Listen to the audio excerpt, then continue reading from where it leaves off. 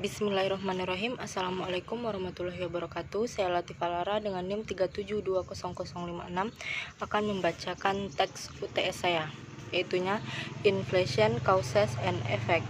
Older people often talk about how cheap things were when they were young. A brand new car may have cost only $5,000 compared to $20,000 today, or petrol that costs only a few cents in the 60 costs over $1 today.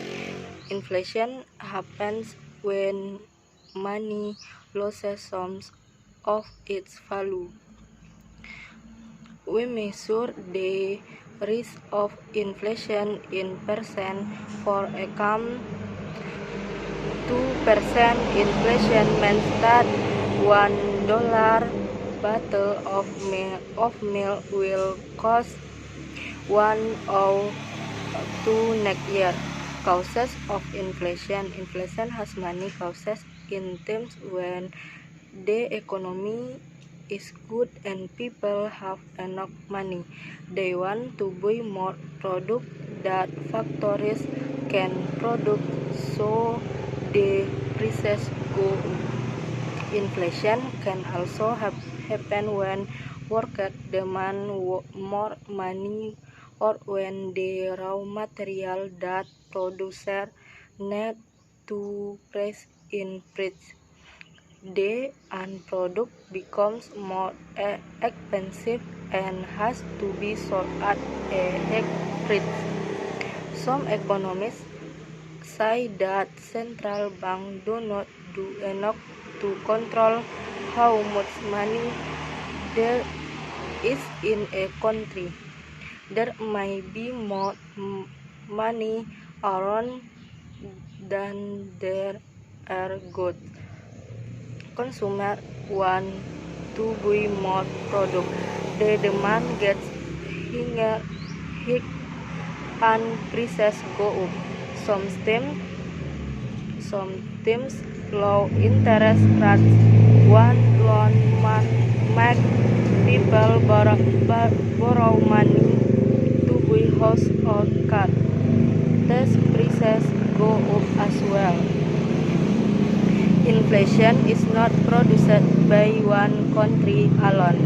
Sometimes a country cannot control the prices of certain goods as it would like to. A country that does not have any energy supplies of its own has to import energy. It has to pay a high price for oil and gas. Inflation in the past happens in times of crisis, war, or conflict. Government printed to make money and did have the goods that people could buy. This happened in the final years of World War. By the end of the war, the German currency was not even worth the paper one which it was printed. Effect of inflation. Inflation is a sign that the economy is growing. It's normal when prices go up only a few percent every year. High inflation on the other hand leads to uncertainty in the population. Industries may not want to borrow money and invest when inflation is high. People don't want to buy goods anymore. Factories may get stuck with products they cannot sell, and as a result workers get unemployed.